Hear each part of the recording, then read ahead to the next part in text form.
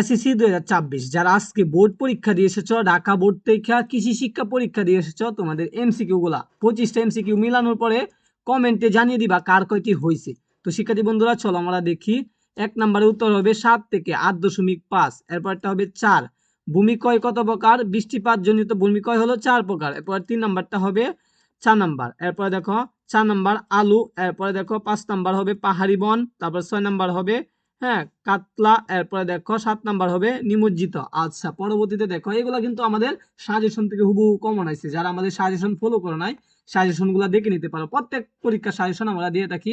8 এর উত্তর হবে 2 নাম্বারটা, 9 এর উত্তর হবে 1 নাম্বারটা কাশি। এরপর 10 এর উত্তর হবে 4 নাম্বার, 12 11 এর উত্তর হবে 4 নাম্বার, 12 এর উত্তর হবে 4। এরপরে দেখো 13 এর উত্তর হবে 1, 14 এর উত্তর হবে 2, 15 এর উত্তর কি হবে 1।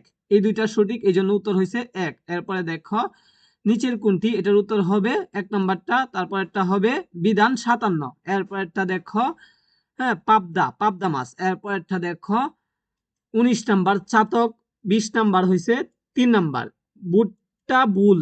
আর বাকি দুইটা সঠিক। আচ্ছা, পরে দেখো 21 হবে 1, এরপরে 22 হবে 1, 23 হবে 2, 1:2। এরপরে দেখো 24 হবে 1, 25 উত্তর হবে 4। তো সবগুলা মিলানোর পরে কমেন্টে কিন্তু জানাইতে কেউ বলবা না কার কয়টি হয়েছে। সকলকে ধন্যবাদ ভিডিওটি দেখার জন্য।